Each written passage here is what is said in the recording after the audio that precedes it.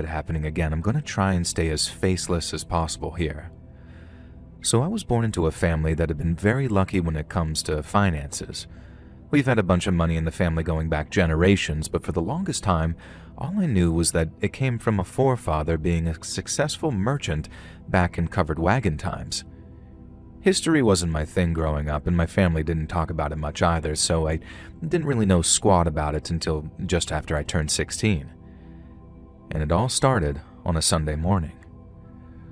On my birthday, Dad told me that I could get a learner's permit and he'd buy me a car if I kept my grades up at school.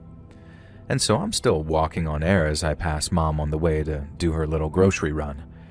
She made a joke about how I'd be driving her soon, and I was just like the Cartman in that South Park episode when he's lying on a pile of money just saying, "Yeah," with his big dumb smile on his face. I don't know if you remember that one, but after she left, I walked into the kitchen to make myself some breakfast. And then a minute later, all I heard was her honking her horn, and not just like a quick beep. It was like those long, prolonged, solid blasts. So me, my dad, and my two brothers went running out the door and down the driveway to see what had happened. And at first, I remember being terrified that some kind of freak car accident had killed her. I breathed a huge sigh of relief when I saw that she and her car were fine, but she was standing on the road with the door open, pointing at the wall outside of our house and with her jaw practically grazing the ground. Because spray painted on the side and in massive dark red letters, someone had written, "Blood Money Pigs are gonna pay." It was kind of scary at first because, while Blood Money Pigs is a cool name for an industrial metal band, it is not what you want to see spray painted on the wall of your house. But then once we thought about it, we figured it was probably some jealous a-hole wanting to vandalize a nice neighborhood, and we just so happened to be the unlucky house that they chose to dirty up, so to speak. Yet while he wouldn't share anything with us until much later, it wasn't long before my dad started to suspect their choice of target wasn't so random. And that's because after washing and repainting the wall so it looked good as new, the exact same thing happened maybe 2 to 3 weeks later. Sunday morning, Mom goes on her little grocery run, then brrr, something else had been spray painted on the wall. "Blood on your hands," it said.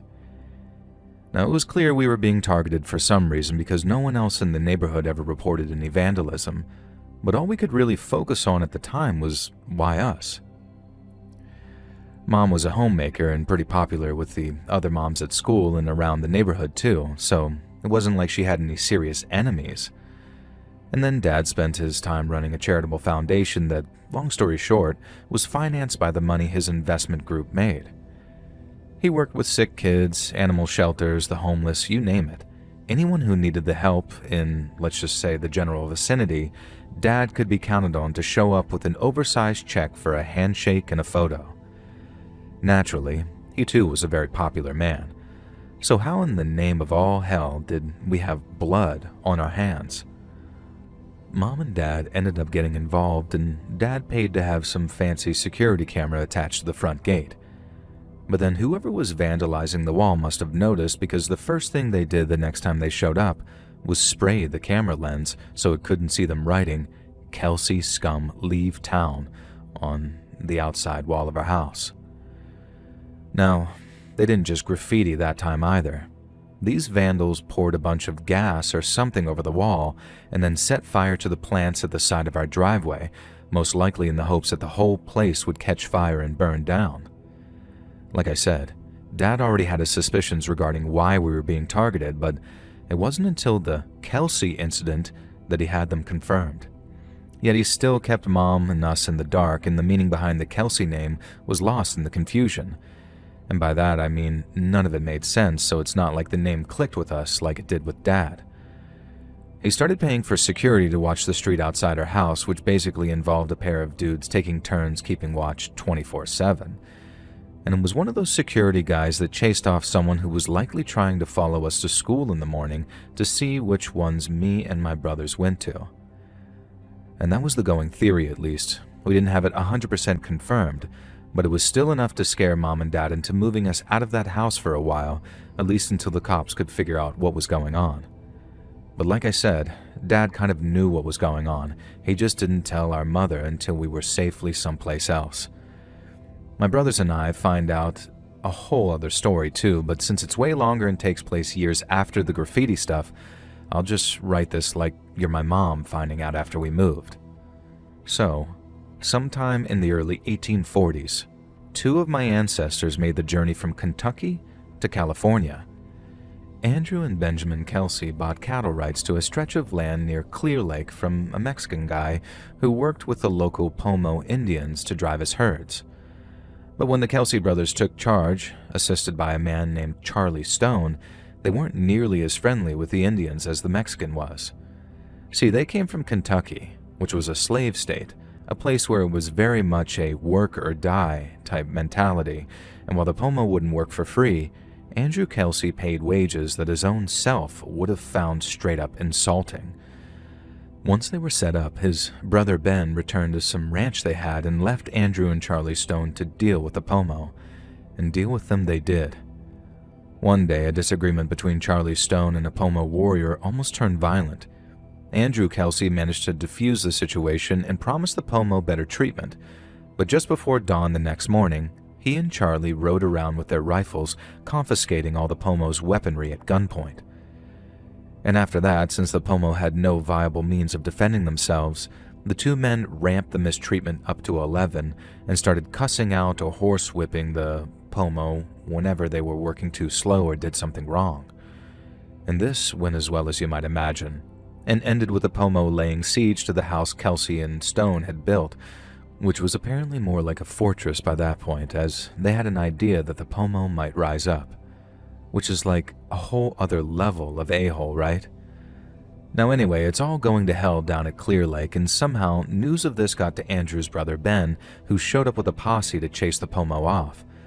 And while Ben was definitely exploiting his own band of Pomo back on his own ranch, he wasn't nearly as much of an a-hole as his brother, not at first anyway.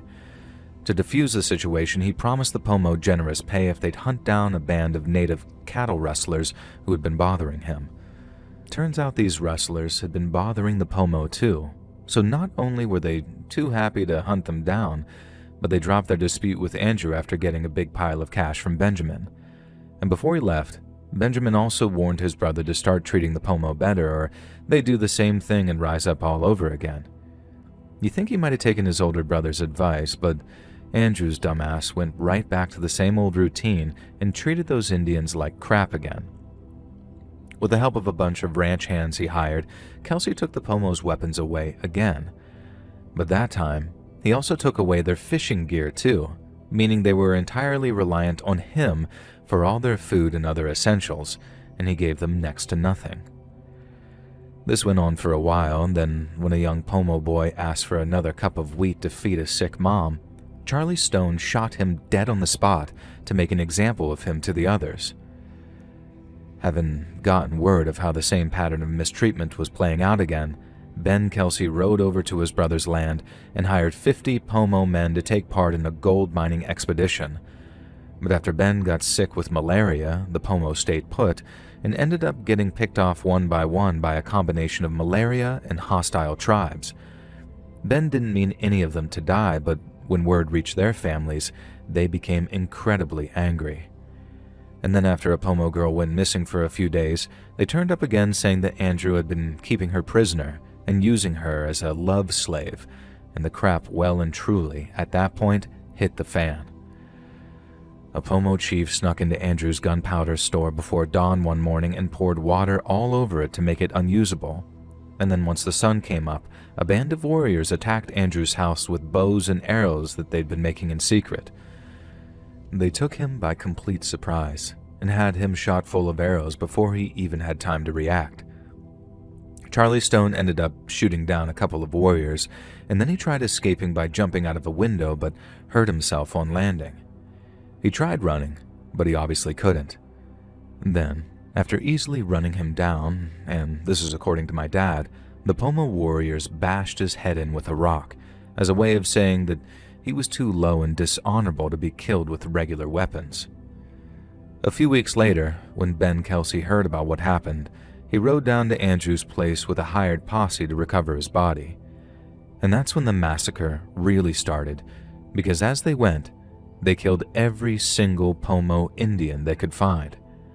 Ben and his boys killed so many of them that on account of all the public outrage, they ended up getting arrested when they returned home. Dad said the case was the first ever to reach the California Supreme Court, but in the end, none of the men were ever tried for anything, and when the army refused to help him drive the Pomo out, Ben Kelsey threatened to take an even bigger posse out there to finish them off himself.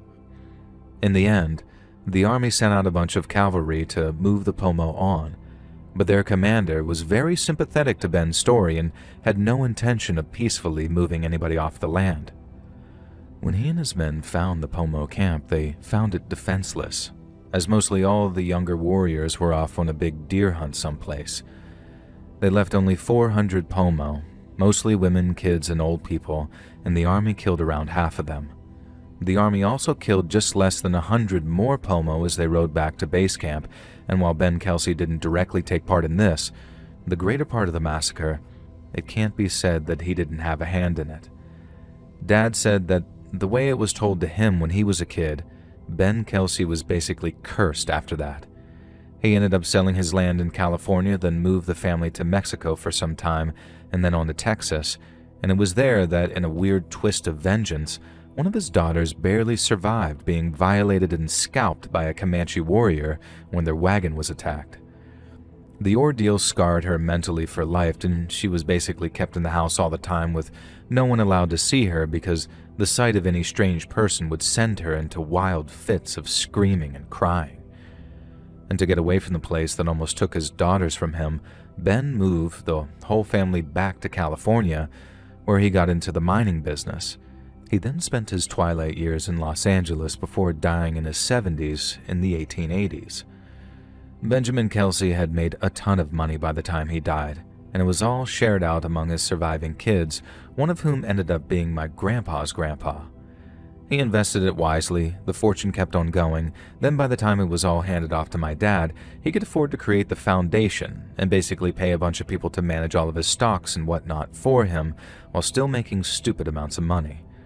No, I'm not gloating, I'm just being real, and while I am proud of my dad for being sensible and not blowing the fortune, which does happen a lot, I guess all that money really can be traced back to a single source, which was the Kelsey brother mistreating and massacring the Pomo, while making a ton of money in the process. I guess someone figured that out and then traced the family line down right to my dad before deciding that they were going to try and get some late-in-the-game revenge on behalf of the natives. And while I don't condone what they did, I can definitely understand why they were so mad when they read about the massacre, because I sure as hell was too. And as you can probably tell, I've done a lot of research on what the Kelseys did, and I've read a bunch of other books on the wider subject of U.S. Native relations. They vary wildly depending on where you're looking and when, and it's not always so black and white as people on Twitter want you to believe. But in the case of what they call the Bloody Island Massacre, it's clear to me that there were a bunch of Indians living relatively peaceful lives someplace, and then when these 3 American guys showed up, it signaled the doom of hundreds of innocent Native people. And that's just depressing and enraging and shameful in a way that I don't think I can put into words. It's obviously not mine or my dad's fault for what happened in the past, so I don't think we deserve to be targeted for what some guy did almost 200 years ago. But at the same time, I know for certain which charity I'm going to send a bunch of my inheritance to on the day it arrives. And that's the Lucy Moore Foundation, a non-profit organization founded to educate the public about what my ancestors did. It's named after a survivor of the massacre, a 6-year-old girl who hid underwater in the lake and breathed through some kind of hollow reed so she didn't have to come up for air. And sometimes, I think I'd swap all that money that we got in our family just so she wouldn't have to go through what she did.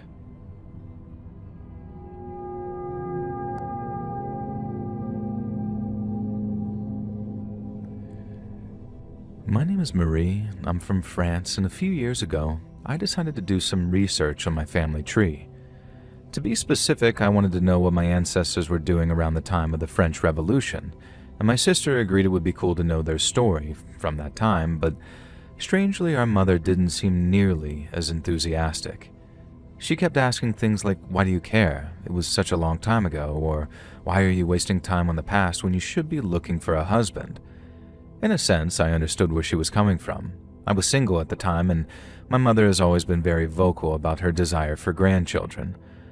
But I now know her questions were coming from a very different and much darker place in her mind. Tracing my great-grandparents was easy, but from there, things got more and more difficult until I hit a dead end. The earliest relative I could find was a woman named Marie-Louise Pauline Blanc, who died in 1850, yet for some reason I couldn't find any records detailing the location or date of her birth.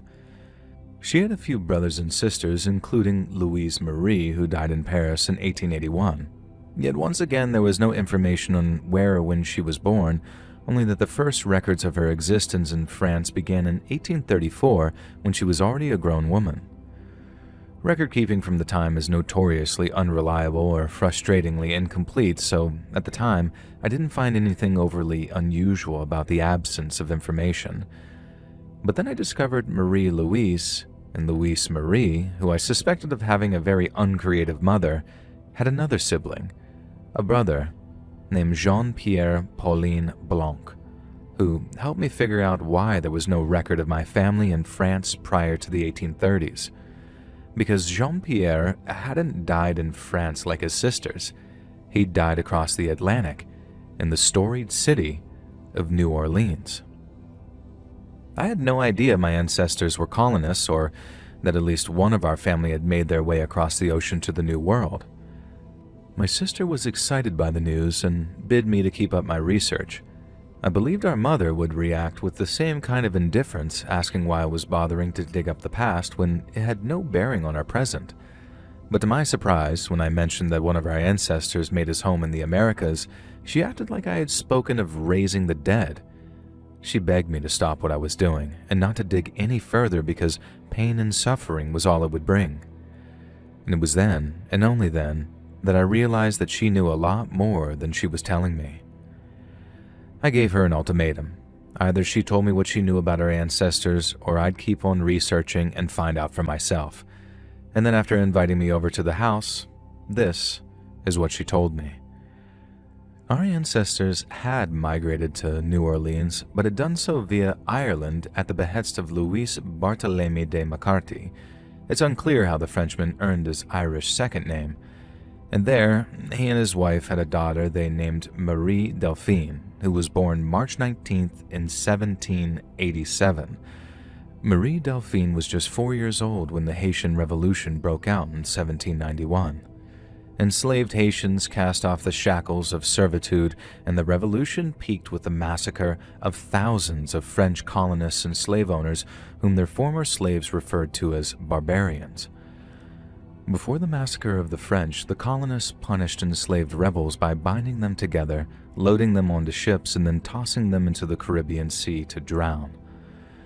A French general also pioneered a primitive form of a gas chamber, locking hundreds of black prisoners in the holds of these ships and burning sulfur to asphyxiate them en masse. But that's not all.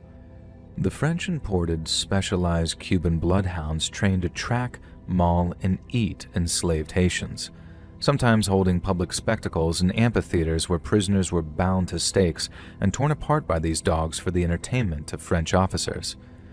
Yet most offensive to the enslaved were the public crucifixions that captured rebels were subjected to. Seeing their fellow rebels hanging from crosses, burned alive, or broken on Catherine wheels inspired the massacre that would follow. And as stories of the violence made their way to New Orleans, terrified slave owners either improved their slaves' living conditions dramatically or subjected them to even harsher treatments in the hopes that it would break their spirits and reduce the chances of their revolt.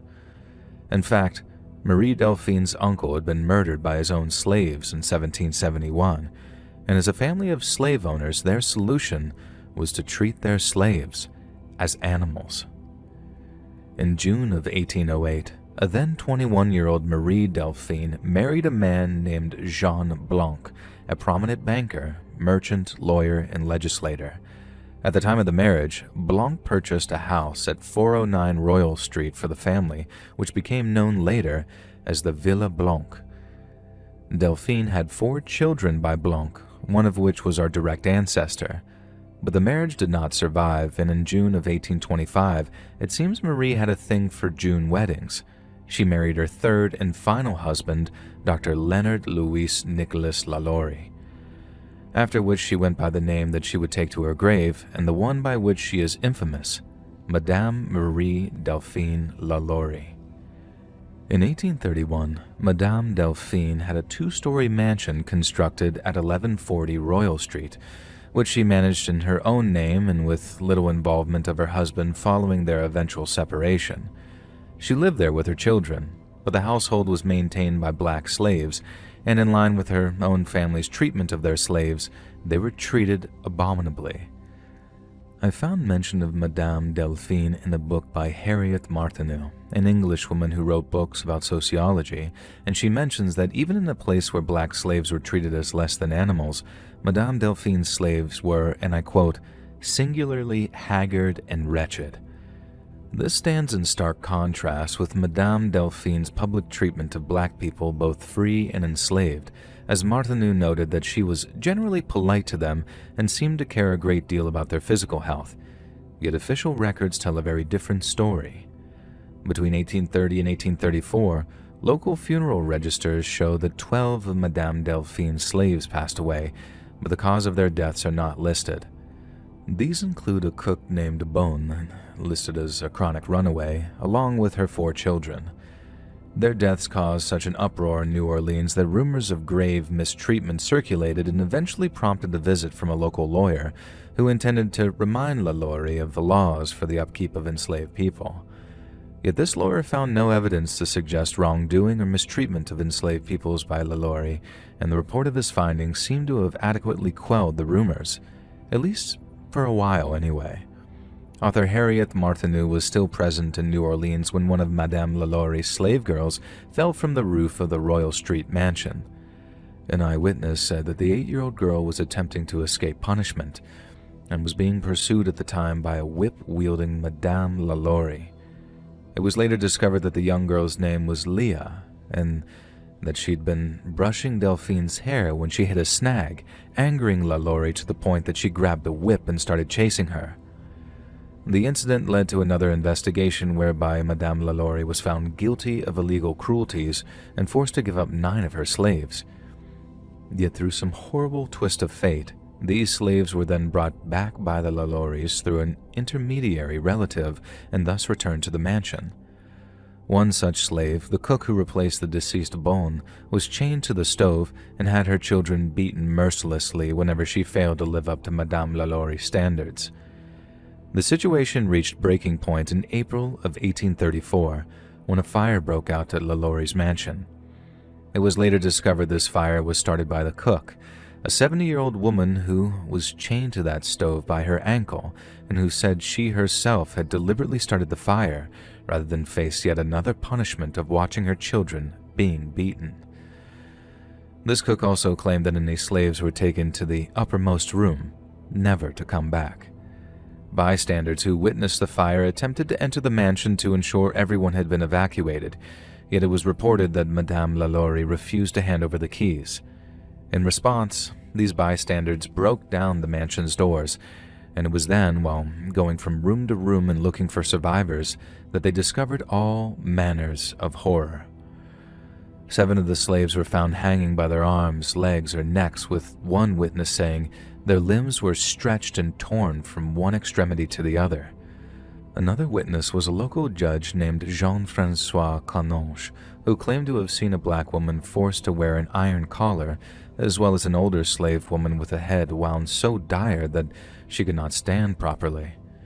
Canonge said that when he questioned Lalaurie's husband about those enslaved on the property, he was told in an insolent manner that some people had better stay at home rather than come to others' houses to dictate laws and meddle with other people's business. When word of Monsieur Lalaurie's most unrighteous indignation spread, a mob of local citizens attacked the Royal Street mansion, and according to one bystander, destroyed everything upon which they could lay their hands.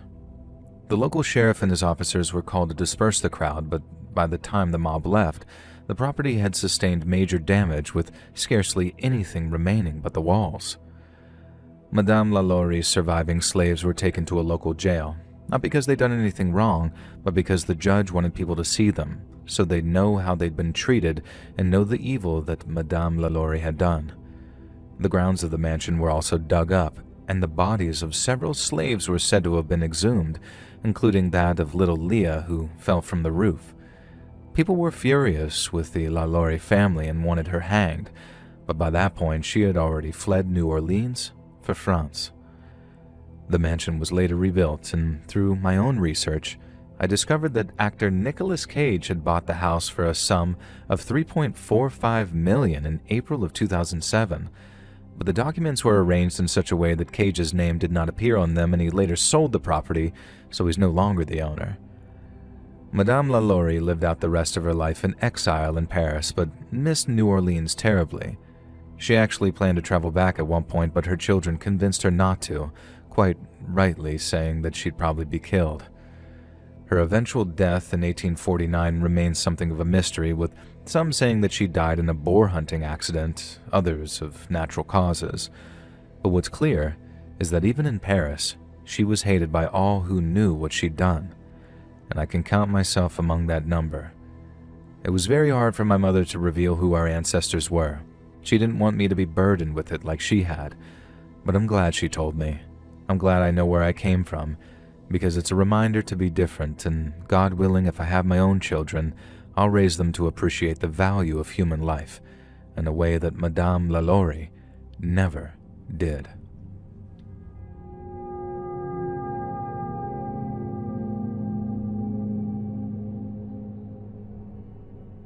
Growing up, I never knew my paternal grandparents.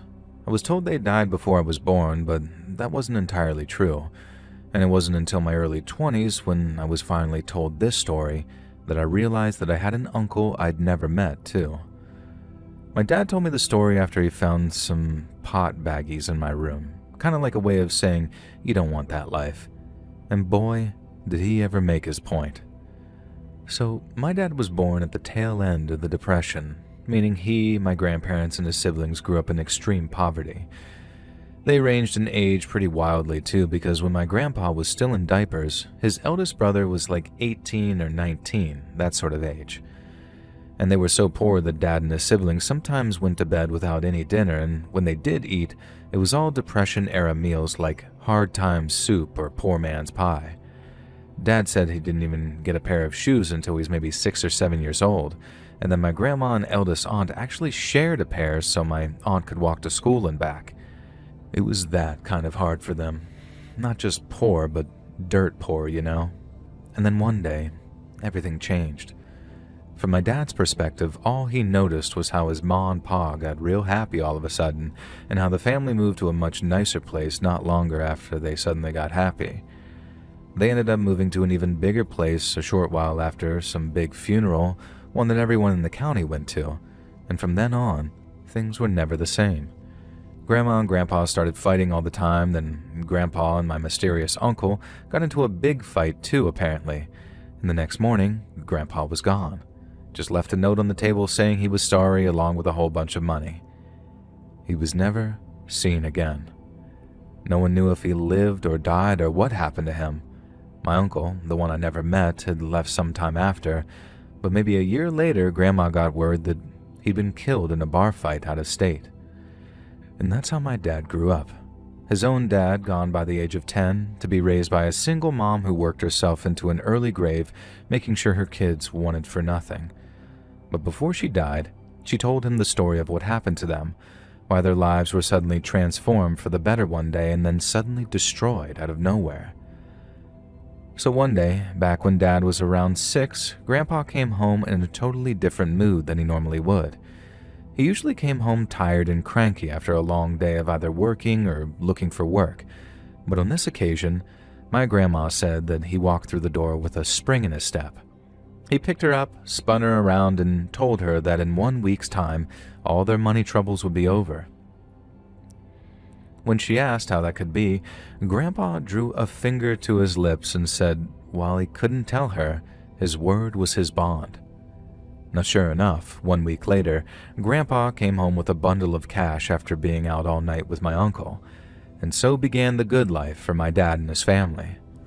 But something happened around that time that didn't pass Grandma by, and she took to wondering just how exactly Grandpa had laid his hands on all that cash. You see, the same morning Dad came home with his money, a local farmer was found murdered outside his home. There was a big hoopla about it, and this farmer was a holdout, refusing to sell to this big land baron who wanted to turn his fields into a grazing space. He was offered larger and larger amounts to vacate his land, but he refused every time.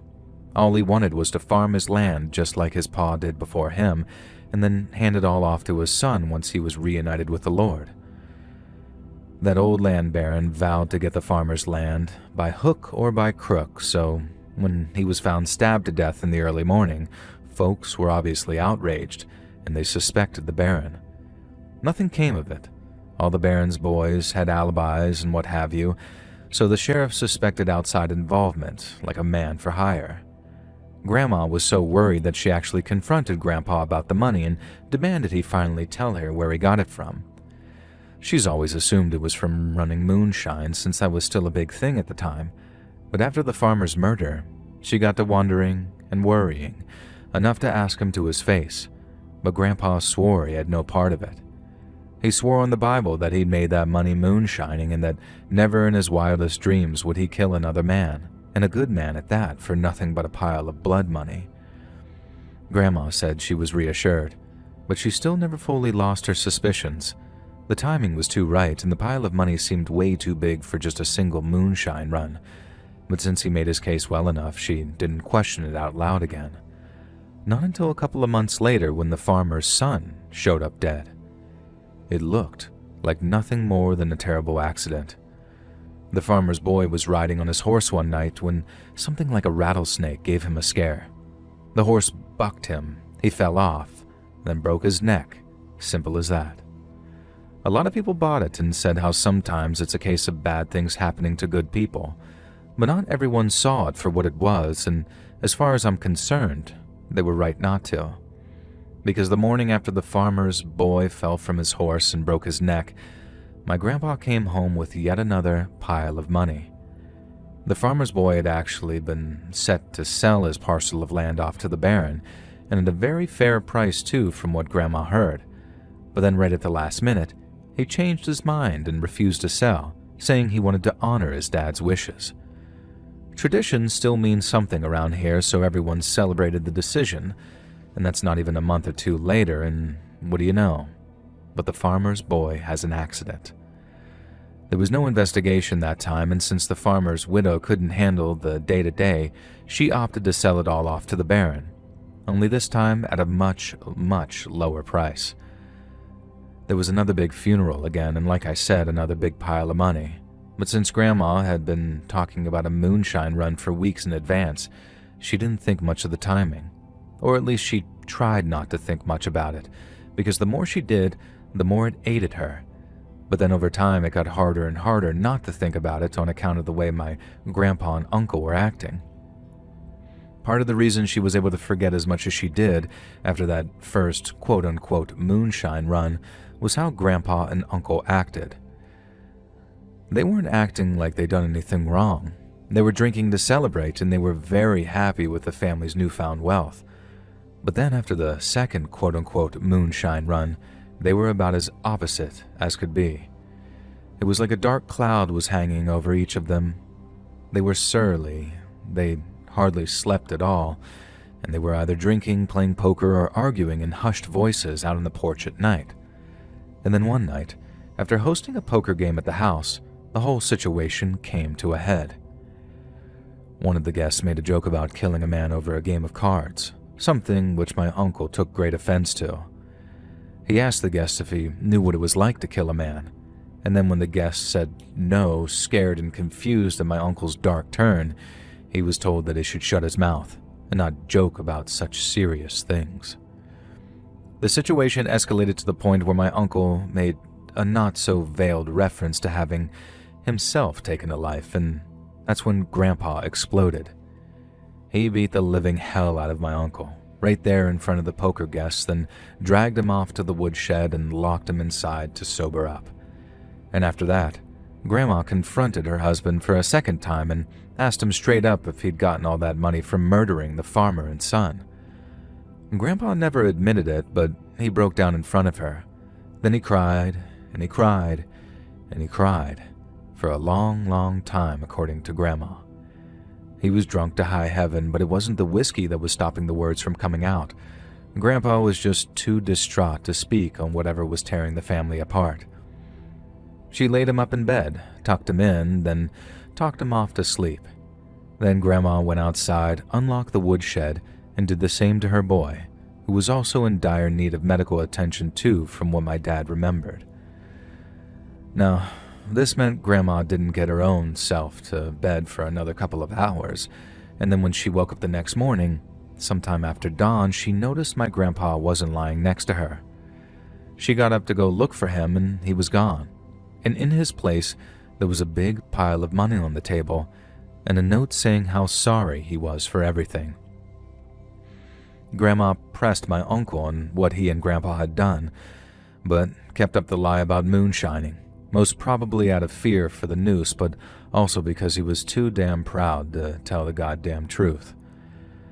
He ended up running away his own self not long after, but unlike Grandpa, where no one ever heard a word about him and his fate is a total mystery, my uncle ended up dying in a bar fight. Someone caved his head in with a piece of furniture, and I heard they swung for it too. Mom was real sad when they got the news, but she didn't cry at his funeral, not like my dad and his siblings did, because in a sense, her son was dead already. It was just a matter of time before it caught up with him. Grandma ended up moving upstate, where she took a second husband. She died before my dad turned 18, some say of a broken heart, and the man she married stepped up and raised her kids like his own until they were all ready to fly the nest. I never got the chance to meet the man. Heck, I never got a chance to meet my grandma or grandpa, but if I did, I'd shake the man's hand for stepping up and being the father my own grandpa should have been. Because despite all he'd lived through, my dad turned out to be a pretty okay guy, and I miss him very much.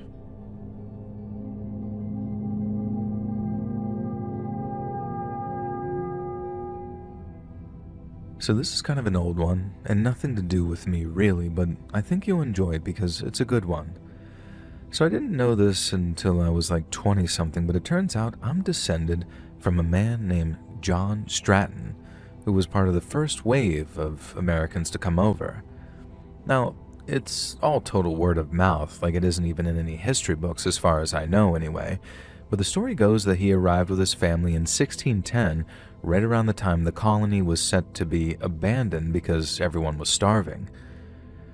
He sailed on a relief ship commanded by a guy called Baron de la Warre, who the state of Delaware is named after, and their arrival was hugely celebrated because it meant the colony could keep going. But my forefather, being a deeply religious man, didn't think much of the colony at all. He sent for his family not long after he'd secured a home for himself, but I guess he was always planning on leaving, because while he was waiting for them to arrive, he went around recruiting a bunch of other like-minded religious types to form a sort of breakaway colony. When his family arrived, John pulled the trigger and announced that he, his family, and several others were headed out into the wilderness to form a village of their own, one that would actually obey God's laws instead of flouting them like they did in Jamestown.